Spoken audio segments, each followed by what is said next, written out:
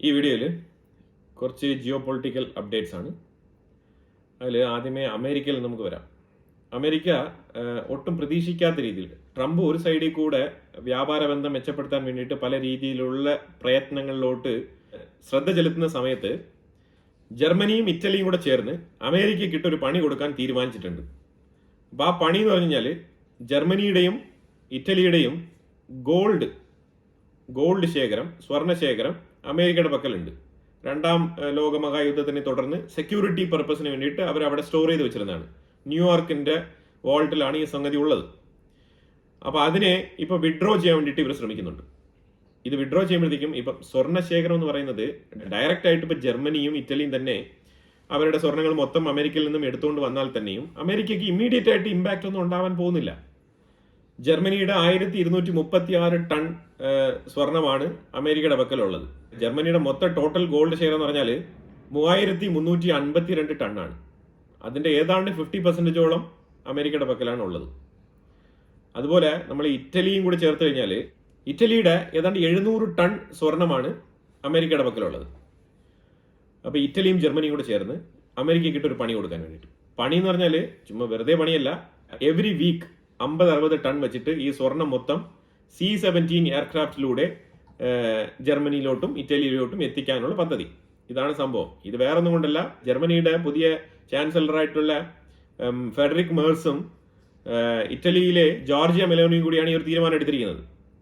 കാരണം ട്രംപ് ഈ ഒരു താരിഫ് ഇങ്ങനെ ഉയർത്തി വെച്ച് യൂറോപ്യൻ ഓട്ടോമൊബൈൽ ഇൻഡസ്ട്രിയെ തകർക്കാൻ ശ്രമിക്കുന്ന ഒരു സാഹചര്യത്തിൽ ഇവര് ഒരു റിലയബിൾ സോഴ്സ് ആയിട്ട് ഇവർക്കുള്ള മാനുഫാക്ചറിങ് ഇൻഡസ്ട്രി എല്ലാം തന്നെ കാനഡയിലോട്ട് മാറ്റിക്കൊണ്ട് അമേരിക്കയ്ക്ക് നല്ലൊരു പണി കൊടുക്കാം. കാരണം അമേരിക്ക എക്കണോമിയിൽ ചെയ്തുകൊണ്ടിരിക്കുന്ന ബ്ലണ്ടേഴ്സ് എന്താണെന്നുള്ളത് മനസ്സിലാക്കണം. ഈ ട്രേഡ് എക്കോണമിയിൽ ഏത് രീതിയിലാണ് ഇത് മറ്റുള്ള രാജ്യങ്ങളെ ബാധിക്കുന്നത് എന്നുള്ളത് മനസ്സിലാക്കി കൊടുക്കാം എന്നുള്ള രീതിയിലാണ് ഒരു തീരുമാനമെടുത്തായിട്ട് മനസ്സിലാക്കാൻ പറ്റുന്നത്. സ്റ്റെപ്പ് ബൈ സ്റ്റെപ്പ് ആയിട്ടാണ് എടുക്കുന്നത്. ഇപ്പൊ അമേരിക്കയുടെ ഉള്ളിലുള്ള പോഷ് കാറിന്റെ ആ ഒരു യൂണിറ്റ് ക്ലോസ് ചെയ്യാൻ വേണ്ടിയിട്ട് ജർമ്മനി തീരുമാനിച്ചിട്ടുണ്ട്. ഇത് ശരിക്കും പറഞ്ഞാൽ ചെറിയ രീതിയിലുള്ള ആഘാതമല്ല ഈ അമേരിക്കയ്ക്ക് ഉണ്ടാക്കാനിരിക്കുന്നത്. ഇത് അമേരിക്ക തിരിച്ചറിയുമ്പോഴത്തേക്കും ഒരുപാട് വൈകിപ്പോയിരിക്കും. ഇപ്പം ജർമ്മനിയുമായിട്ടും യൂറോപ്യൻ യൂണിയനുമായിട്ടൊക്കെ കുറച്ച് മയത്തിൽ പെരുമാറിയിട്ടാണ് വന്നിരിക്കുന്നത് നാറ്റോ മീറ്റിംഗിൽ. എല്ലാ കാലത്തും ഇത് സാധ്യമാണെന്ന് ചോദിച്ചു കഴിഞ്ഞാൽ ട്രംപ് ആയതുകൊണ്ട് നമുക്കൊന്നും പറയാൻ പറ്റില്ല എന്നുള്ളതാണ്.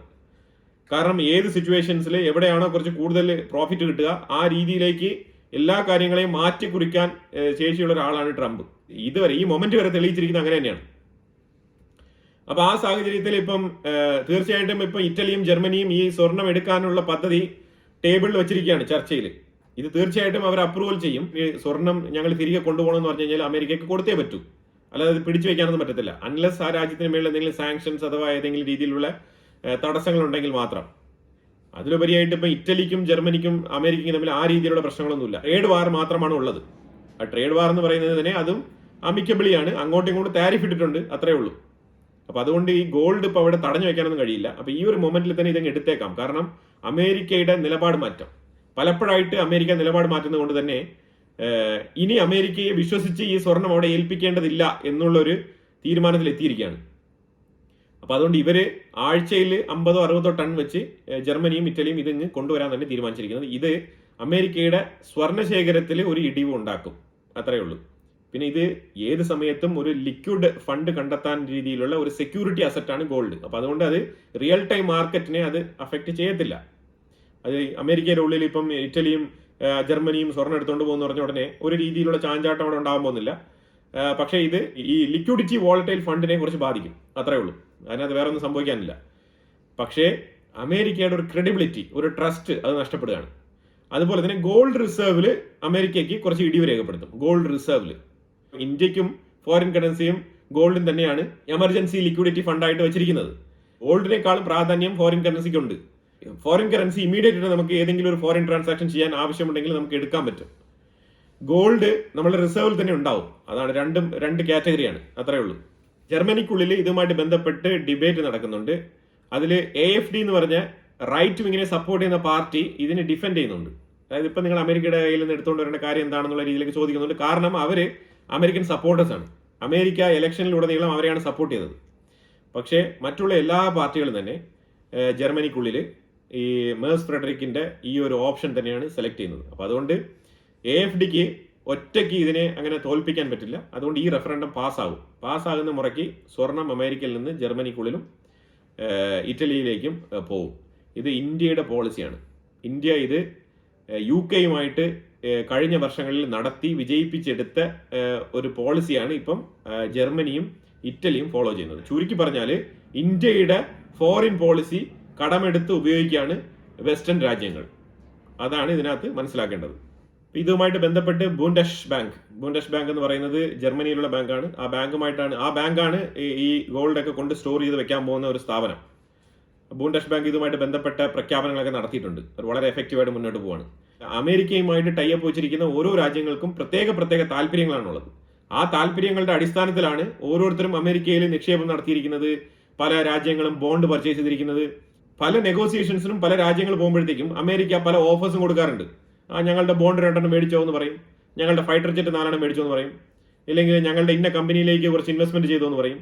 ഈ രീതിയിലുള്ള കംപ്ലീറ്റ് നെഗോസിയേഷൻ നടത്തി പൈസയൊക്കെ മേടിച്ചെടുക്കുന്ന രാജ്യം തന്നെയാണ് അമേരിക്ക. അപ്പോൾ അതെല്ലാം മറന്നുകൊണ്ട് ഒരു സുപ്രഭാതത്തിൽ താരിഫ് ഇടുമ്പോഴത്തേക്കും കിട്ടുന്ന പണിയാണിത്. ഇതിന് കിട്ടാൻ കിടക്കുന്നേ ഉള്ളൂ.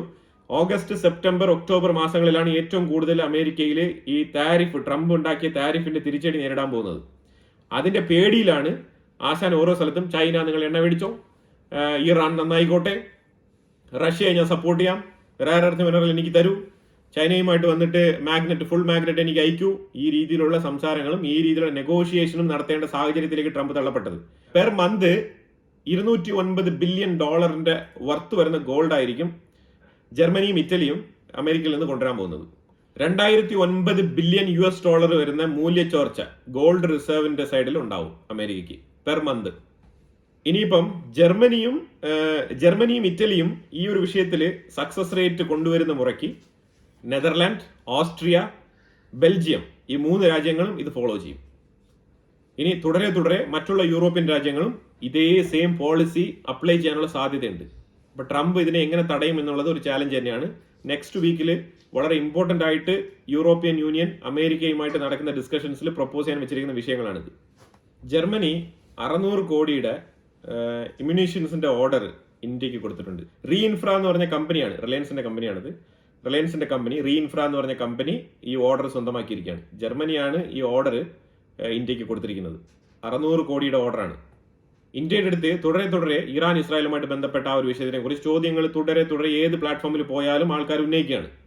അപ്പൊ അങ്ങനെ വരുന്ന സാഹചര്യത്തിൽ ഇന്ത്യ പറഞ്ഞിരിക്കുന്നത്, രൺധീർ സിംഗ് ജയ്സ്വാൾ നമ്മളുടെ foreign ministry representative spokes person ആയിട്ടുള്ള രൺധീർ സിംഗ് ജയ്സ്വാൾ പറഞ്ഞിരിക്കുന്നത്, ഇന്ത്യ എപ്പോഴും ഡയലോഗ് ഡിപ്ലോമസിയാണ് പ്രൊമോട്ട് ചെയ്യുന്നത് എന്നുള്ള ഒറ്റ സെന്റൻസിൽ അതിന്റെ ഉത്തരം കൊടുത്തിരിക്കുകയാണ്. ഇന്ത്യ എവിടെ പോയാലും ഇത് മാത്രമേ പറയുള്ളൂ.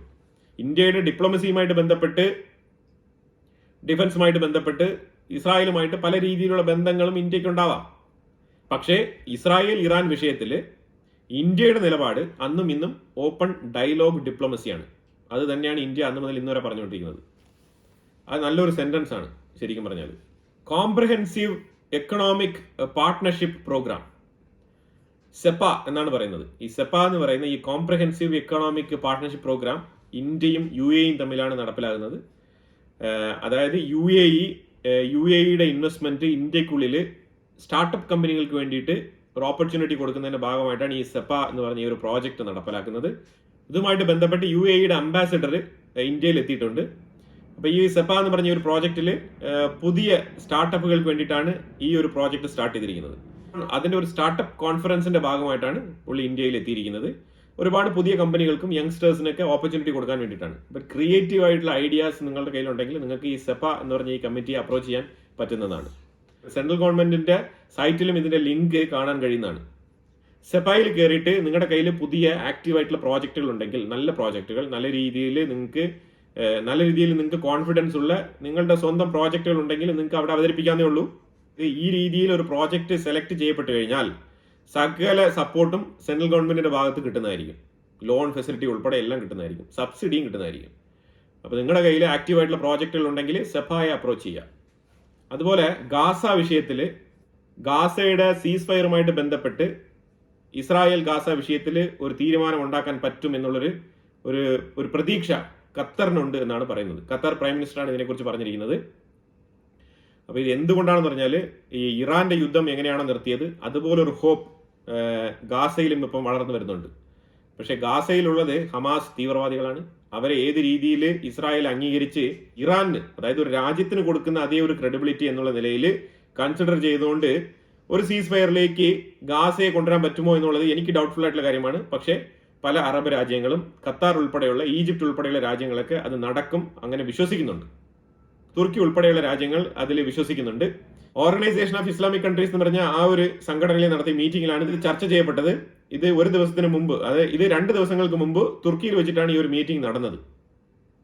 അപ്പൊ അതിൽ ഏതെങ്കിലും വിധേയന ട്രംപിനെ ഒന്ന് പ്രഷർ ചെയ്ത് ഇത് സ്വാധീനിച്ച് എങ്ങനെയെങ്കിലും ഗാസയിൽ ഒരു സീസ് ഫയർ കൊണ്ടുവരണമെന്ന് ഇസ്ലാമിക രാജ്യങ്ങളെല്ലാം തന്നെ വിചാരിക്കുന്നുണ്ട്. അതുമായിട്ട് ബന്ധപ്പെട്ട റെഫറൻഡം ഒക്കെ പാസ്സാക്കി അവർ ഒപ്പിട്ടിട്ടുണ്ട്. പക്ഷെ ഇനി എത്രമാത്രം ഇത് സക്സസ്ഫുൾ ആയിട്ട് നേടിയെടുക്കാൻ പറ്റും എന്നുള്ളത് ബെഞ്ചമിൻ നെതന്യാഹുവിന്റെ കയ്യിലാണ് ഇരിക്കുന്നത്. കാരണം ഗാസയെ സംബന്ധിച്ചിടത്തോളം ട്രംപ് നേരെ മാറി നിൽക്കും, ഒരു റോളും ഇല്ല എന്ന് പറയും. കാരണം ഗാസയിലെ തീരുമാനങ്ങൾ എടുക്കേണ്ടത് ബെഞ്ചമിൻ നെതന്യാഹു ആണെന്നാണ് ഇതുവരെയുള്ള നിലപാട്. ഇനി ഏതെങ്കിലും രീതിയിൽ ഇനി മലക്കം പറഞ്ഞുകൊണ്ട് ട്രംപ് പറയുന്നുണ്ടോ എന്നുള്ളത് നമുക്കറിയത്തില്ല. എന്തായാലും നമ്മൾ കാത്തിരുന്ന് കാണേണ്ട വിഷയമാണ്.